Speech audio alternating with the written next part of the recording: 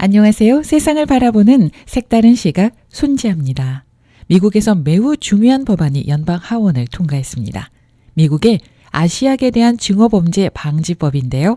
찬성 364표 대 반대 62표의 압도적인 찬성으로 통과됐는데 흥미로운 건 반대 62표는요. 모두 공화당에서 나왔습니다. 아시아계에 대한 증오범죄 방지법은 민주당의 메이지 히로노 상원의원, 그레이스맹 하원 의원이 지난 3월에 발의했고요. 지난달 말에는 연방 상원에서 94대 1로 통과됐고 이번에 하원을 통과한 거고요.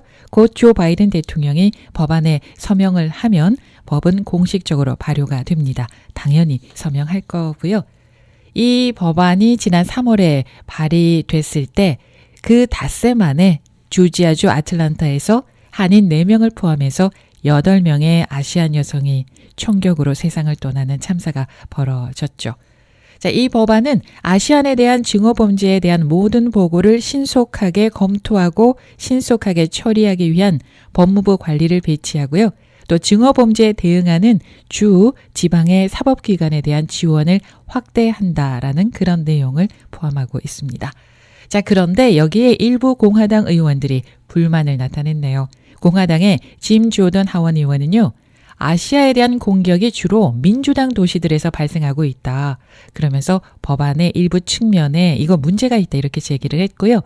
칩 로이 공화당 하원 의원도 의도는 좋은데 결함이 있다 이렇게 주장했습니다. 하지만 한국계이죠. 영김 공화당 하원 의원, 미셸 박스틸 하원 의원이 강력하게 혐오를 퇴치하는 건 초당적인 것이다. 이렇게 강렬하게 밀어붙였습니다. 자, 짐 조던 공화당 하원 의원이 아시안에 대한 공격이 주로 민주당 도시들에서 발생하고 있다. 이렇게 말했는데 낸시 펠로시 하원 의장은 지난 한 해 동안 50개 모든 주에서 거의 3,800건의 반아시아 태평양계에 대한 공격이 있었고 사업체가 파괴되고 노인이 공격을 당했고 가족들이 두려움에 처했다면서 반아시아 태평양계의 편협성의 확산은 우리 미국 양심에 대한 도전이다. 이렇게 지적했습니다. 대통령이 서명을 한 다음에 아시안 증오범죄 방지법이 실시가 되면 앞으로 실제적으로 우리 아시안들에게 어떤 도움이 될지 기대 한번 해보겠습니다. 자, 미국에서의 백신 접종률인데요. 좀 더 자세한 내용이 나왔는데 CNN의 보도를 보면은 현재 미국에서 18살 이상 성인 5명 가운데 3명꼴 60%가 적어도 1차 접종을 한 것으로 나타났습니다. CDC의 통계에 보면은요. 17일까지 미국에서는 18살 이상 성인 가운데 59.8% 1억 5,447만 8천여 명이 백신을 최소한 한 번 맞았고요. 47.4%가 접종 1, 2차를 모두 마쳤습니다. 또 미국 전체 인구를 놓고 보면은 47.5%가 최소한 한 번 접종을 했고 37.3%가 1, 2차 접종을 모두 마무리했네요. 식품의약국 FDA가 12살에서 15살 청소년에게도 백신을 맞아도 된다 이렇게 발표를 한 다음에 지난 10일 이후에 12살에서 17살 청소년 410만여 명이 1차분 백신을 접종한 것으로 파악됐습니다. 또 지난 17일 미국의 50개 주 가운데 15개 주에서는 C19 사망자가 한 명도 나오지 않았고요. 또 지난 17일 미국의 C19 신규 확진자 수는 29,387명으로 집계가 됐습니다. 자, 지난 2020년도 세금 보고가 5월 17일 자정으로 마감이 됐습니다. 자, 과연 미국의 대통령과 부통령은 2020년 한 해 동안 얼마나 돈을 벌었을까요? 조 바이든 대통령 부부는요, 지난해 60만 7,336달러를 벌었고요. 카말라 해리스 부통령 부부는 169만 5,225만 달러를 벌었다. 이렇게 신고를 했습니다. 바이든 대통령 부부는 소득의 25.9%인 15만 7,414달러를 세금으로 납부했고요. 해리스 부통령 부부는 거의 최고 소득세율인 36.7%의 세율이 적용이 돼서 62만 1,893달러를 세금으로 납부했다고 합니다. 2020년은 조 바이든 대통령이 되기 전이기 때문에 바이든 부부의 주된 소득은요, 연금, 사회보장연금, 질 바이든 여사의 강연, 그리고 책의 사전 인쇄가 수입으로 집계가 됐네요.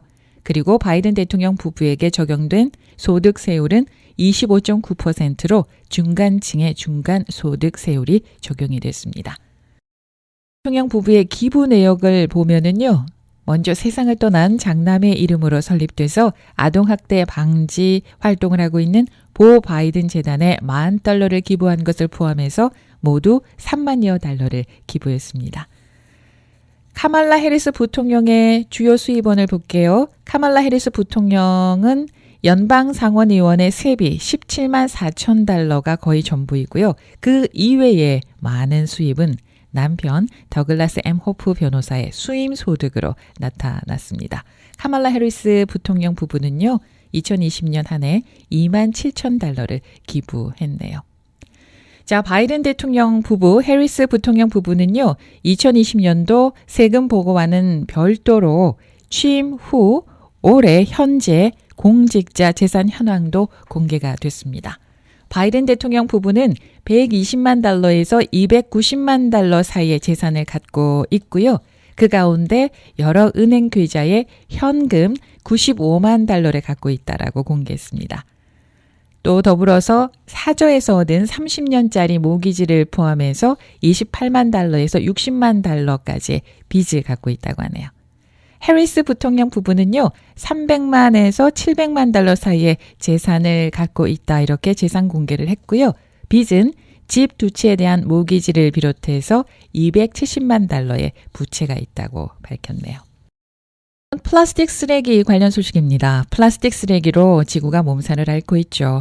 자, 과연 누가 플라스틱 쓰레기를 가장 많이 버릴까요? 영국의 가디언이 전 세계 다국적 기업과 국영 기업 20개 회사가 지구의 플라스틱 쓰레기의 절반 이상을 배출하고 있다라는 조사 결과가 나왔다고 보도했습니다. 호주의 비영리 단체인 마인더루라는 단체가 있는데요. 2019년 한 해 동안 바다에 버려져서 오염이 됐거나 또는 불에 태우거나 매립되는 플라스틱 쓰레기의 약 55%를 기업 20곳이 만들어냈다, 이러면서 이제 공개를 했는데, 이 내역을 보면은요, 1위 회사는 미국의 대형 석유업체 엑슨모빌입니다. 전 세계 일회용 플라스틱 쓰레기의 5.9%를 만들어냈고요. 이 연구 말고도 또 다른 연구에서도 엑슨모빌은 무려 590만 톤의 플라스틱을 생산하는 것으로 집계돼서 최다를 기록했습니다. 자, 그 뒤를 이어서 다우 케미칼 5.6%, 시노팩 5.3%, 인도 라마 벤처스 4.6%, 사우디 아람코 4.3%가 그 뒤를 이었고요. 한국의 롯데케미칼이 2.1%로 12위에 기록이 됐습니다. 20개 기업을 보면은 중국 업체가 4곳으로 가장 많았고요. 미국과 태국, 대만 업체가 각각 2곳, 한국, 영국, 프랑스, 홍콩, 네덜란드, 오스트리아, 사우디아라비아, 인도, 브라질, 멕시코 업체가 각각 한 곳씩 명단에 올랐습니다. 또 같은 기간 나라별로 한 사람당 일회용 플라스틱 쓰레기 배출량을 조사를 해봤더니 호주가 한 해 동안 1인당 59kg을 버리는 것으로 조사됐습니다. 이어서 미국이 53kg, 한국과 영국이 44kg, 일본 37kg, 프랑스 36kg, 사우디 35kg, 스페인과 캐나다가 34kg, 이탈리아가 23kg으로 집계됐습니다. 가디언은 일회용 플라스틱 쓰레기 대부분이 석탄, 석유 같은 화석 연료만으로 생산이 되기 때문에 기후 위기에 크게 영향을 끼친다고 알리고 있고요. 또 이 플라스틱류의 재활용률은 1년에 10에서 15%밖에 안 된답니다. 그 나머지는 그냥 쓰레기로 쌓인다는 거고요. 한 마인더루 대표 앤드류 포레스트는 석탄 등에 기반한 플라스틱을 생산하는 업체들을 아무런 관리 없이 그냥 내버려둬서는 안 된다, 이렇게 강조하고 있습니다. 당장 오늘 아침에 제가 사용한 샴푸통, 린스통, 비누통 이것만 해도 플라스틱인데요.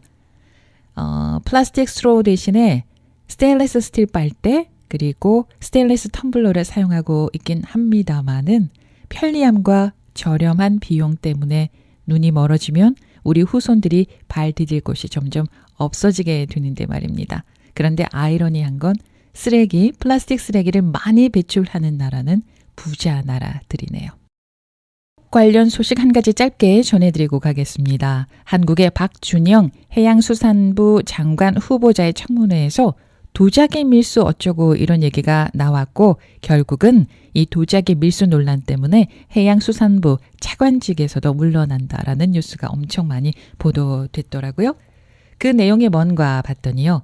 이 박준영 후보자가 영국에 있을 때 아내가 벼룩시장에서 하나에 2파운드, 3파운드짜리 도자기를 하나, 둘, 셋 이렇게 사서 모았다고 합니다. 그게 취미라고 하네요. 그리고 정상대로 이삿짐으로 갖고 한국에 왔다고 합니다.